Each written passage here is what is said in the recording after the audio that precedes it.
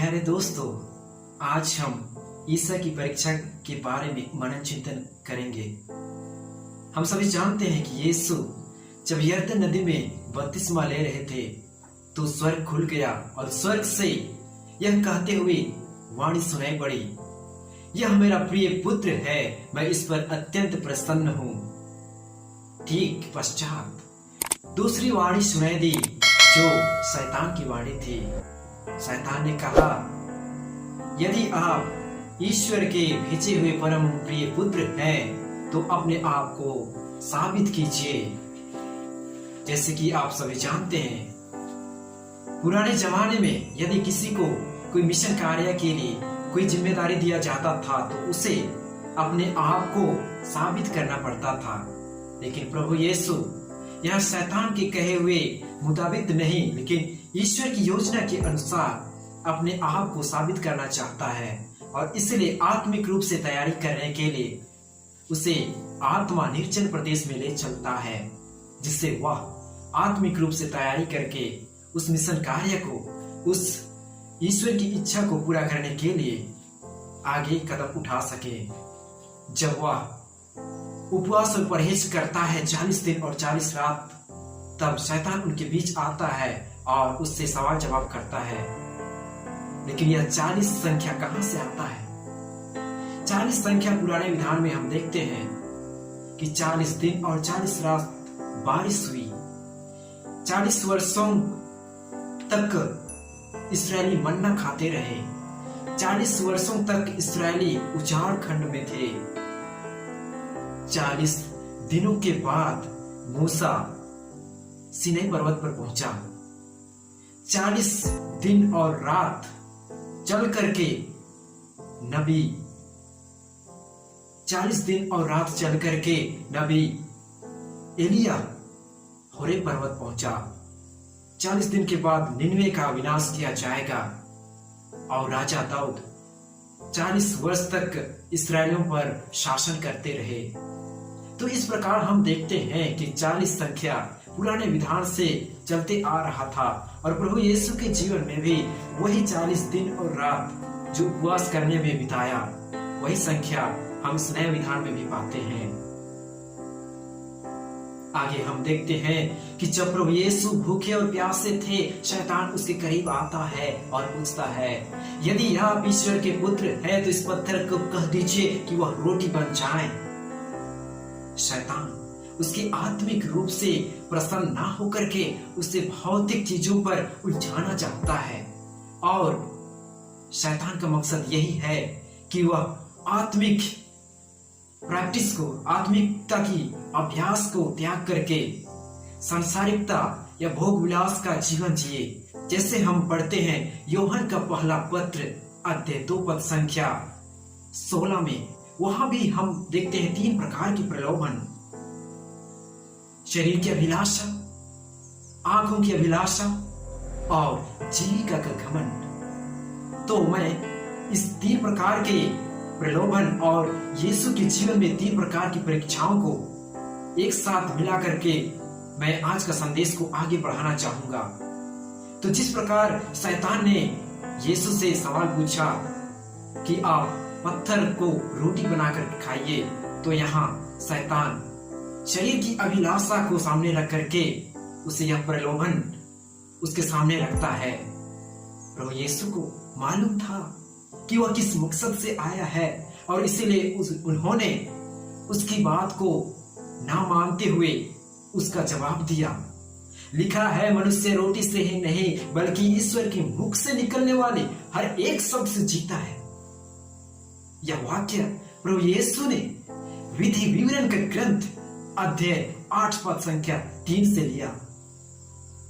हमारे जीवन में भी शैतान इस प्रकार का प्रलोभन देता है कि हम शरीर की चीजों पर ज्यादा महत्व दें, उसकी वासनाओं को तृप्त करने की कोशिश करें या उस पर हम उलझे रहें। जो हमें आनंद और सुख देता है उस पर ज्यादा महत्व दें। शैतान को पता है कि हमारा शरीर कमजोर है। जैसे हम पढ़ते हैं गलातियों के नाम अध्याय 5 पद संख्या 17, शरीर तो आत्मा के विरुद्ध इच्छा करता है और आत्मा शरीर के विरुद्ध इच्छा करता है। दोनों एक दूसरे के विरोधी हैं। जी हाँ, यदि हम आत्मिक रूप से कमजोर हैं तो शैतान हमें शारीरिक प्रलोभन दे करके सांसारिक चीजों पर उलझ देगा और हमें अपनी ओर खींच देगा। जिस प्रकार हम देखते हैं आदम जो हमारा प्रथम माता और पिता के रूप में था, शैतान उसे भरमाता है और उसे सांसारिक चीजों पर या शारीरिक चीजों पर उकसा करके उसे उस फल को जो प्रभु यीशु ने खाने के लिए मना किया था उसी को वह देता है ताकि वह शैतान का दास बन जाए। और जब आदम ने उसका आज्ञा पालन करके उस फल को खा लिया तभी से शैतान उसका गुलाम बन गया। और शैतान यहाँ पर यीशु को यही याद दिलाना चाह रहा है कि आप पहले आदम थे जिन्होंने मेरी आज्ञा का अनुसरण किया, मेरी आज्ञा का पालन करके आत्मिकता को खो दिया और सांसारिकता में आ गया। लेकिन यीशु उसे सटीक जवाब देता है, मैं पुराना आदम नहीं बल्कि नया आदम हूं, जो मैं ईश्वर के द्वारा भेजा गया हूं और मैं उसी का कार्य पूरा करने के मकसद से यहाँ आया हूं। तो मैं अपना लक्ष्य पूरा करके ही रहूंगा। इस प्रकार प्रभु यीशु अपने आप को बचाते हैं और शैतान के बातों पर ना आते हुए उसे दरकिनार करते हैं। यह पहला प्रलोभन हमारे जीवन में प्रवेश करता है कि हम किस तरह शारीरिक चीजों पर, किस तरह हम वासनाओं का जीवन जीते हैं, किस तरह हम कामुकता को अपने जीवन में अमल करते हैं और उस पर ज्यादा महत्व देते हैं। आज में मनन चिंतन करना है, अपने आप को देखना है कि क्या मैं शैतान का पहला प्रलोभन पर गिरा हुआ तो नहीं।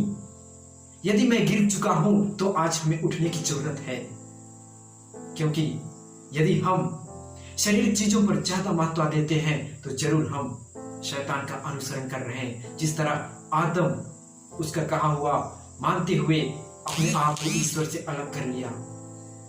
यह मन चिंतन करना है कि मैं सप्ताह में कितने घंटे शारीरिक चीजों पर, वासनाओं पर, कामुकता पर ध्यान देता हूं या समय व्यतीत करता हूं, और सप्ताह में मैं कितना घंटा पवित्र आत्मा के लिए या अपने आत्मिकता के लिए समय देता हूं। यहाँ अपने आप को देखना होगा, क्योंकि मृत्यु के बाद मेरा आत्मा कहाँ होगा और मेरा शरीर कहाँ होगा, वह निर्भर करता है कि आज हम किस तरह की जीवन जी रहे हैं। उसी प्रकार दूसरा प्रलोभन जो शैतान उसके पास रखता है वह है, उसे उस पहाड़ पर ले गया और उसे क्षण भर में पूरे राज्य दिखाकर कहा, यह सब राज्य और वैभव मुझे दिया गया है, यदि आप दंडवत कर मेरा अनुसरण करेंगे तो मैं यह सब तुम्हें दे दूंगा। यहाँ शैतान आंखों की अभिलाषा को सामने रख करके प्रभु यीशु के जीवन में प्रवेश करना चाहता है, उसे उकसाना चाहता है, उसे अपनी ओर खींचना चाहता है। शैतान चतुर है, हम जानते हैं। आंखों के माध्यम से, कानों के माध्यम से, हमारे जीव के माध्यम से हम किस तरह से पाप करते हैं। उदाहरण के स्वरूप हम देख सकते हैं राजा दाऊद के जीवन में, जिन्होंने क्षण भर में एक स्त्री को देख करके, जिनका नाम बत्शेबा थी, जो हित्ती उरिया की पत्नी थी, जब उसने नहाती हुई देख लिया, जब उसने उस महिला को नहाते हुए देखा तो वह आकर्षित हो गया और उसे अपने पास बुलाया, और ईश्वर की नजर में जो गलत है, जो पाप है, वही कर बैठा। कहने का मतलब है उन्होंने जो देखा वही कर डाला। उन्होंने अपने आंखों पर कंट्रोल नहीं कर पाया और इसलिए पाप में गिरा, और पाप का परिणाम देखते हैं। इस जीवन में हम देखते हैं कैसे शैतान कार्य किया और उसे सही मार्ग से भटका करके बुरे मार्ग पर ले चला। मैं छोटा सा कहानी के माध्यम से इस संदेश को आगे बढ़ाना चाहूंगा। एक बार शैतान ने, लूसीफर ने अपने सारे सदस्यों को एक बैठक में बुलाया, और उस बैठक का विषय था कि हम कैसे लोगों को नरक में लाएं। सभी उस बैठक में उपस्थित हुए। सभी ने अपना अपना राय दिखाया, अपना अपना राय बताया। और पहला शैतान का उत्तर था, सरकार मुझे भेज दीजिए, मैं लोगों के पास जाकर कहूंगा कि ईश्वर नहीं है। दूसरा ने कहा, सरकार मुझे भेजिए, मैं लोगों के पास जाकर कहूंगा कि नरक नहीं है। तीसरा ने कहा, सरकार मेरे पास मस्त आइडिया है, मुझे भेज दीजिए, मैं लोगों के पास जाकर कहूंगा कि आत्मा बचाने के लिए बहुत समय है, अभी खाओ पियो मौज मस्ती करो और दुनिया की चीजों पर लुप्त रहो, अपने आप को व्यस्त रखो। इस तरह 3 प्रकार के जवाब आए उसके पास, लेकिन चौथा प्रकार का शैतान उसके पास अपना विचार रखता है, सरकार मेरे पास बेहतरीन आइडिया है, आप इसको सुन करके खुश हो जाएंगे। तब लूसीफर बोलता है, जल्दी बताइए आपके पास कौन सा ऐसा आइडिया है जिसे मैं सुनकर प्रसन्न हो जाऊं। तब वह शैतान कहता है, सरकार मुझे भेज दीजिए, मैं लोगों के पास जाकर यह कहूंगा कि डाटा ऑन करेंगे या इंटरनेट चालू करेंगे, वैसे ही मैं उनके सामने कई प्रकार के वीडियोस, कई प्रकार के फोटोज, कई प्रकार के चित्र और विचित्र और कई प्रकार के प्रलोभन उनके सामने रख दूंगा, जिससे वे जैसे ही खोलेंगे अपने आप को कंट्रोल नहीं कर पाएंगे और वे उस प्रकार की वीडियोस देखेंगे जो प्रभु की नजरों में गलत है, और वे आपका अनुसरण करेंगे, आपका दास बन जाएंगे। शैतान को यह आइडिया बहुत बेहतरीन लगा, वह खुश हो गया, प्रसन्न हो गया, आपका आइडिया बेहतरीन है, आप इस कार्य को जरूर आगे बढ़ाएंगे, चाहिए लोगों को बताइए कि इसके माध्यम से आप कहां तक पहुंच सकते हो। तब शैतान इस दुनिया में विचरना शुरू किया, इस दुनिया के लोगों को भरमाना शुरू किया, और आज हम देखते हैं इंटरनेट के माध्यम से कई प्रकार के चित्र विचित्र देखने को मिलता है, या आप सभी जानते हैं। या क्यों? क्योंकि यह शैतान की योजना है। मैं यह नहीं कहता कि इसमें बुराई ही बुराई है, बल्कि इसमें अच्छाई भी है, लेकिन निर्भर करता है कि हम उसको कैसे इस्तेमाल करते हैं, कब कहां किस प्रकार का इस्तेमाल करते हैं। आगे मैं एक वीडियो के माध्यम से इस संदेश को एक्सप्रेस करना चाहूंगा, बताना चाहूंगा। आप इस वीडियो को ध्यान से देखिए और समझिए कि शैतान का विचार क्या है, शैतान की योजना क्या है। इसके माध्यम से आइए हम इस वीडियो को देखें और समझें।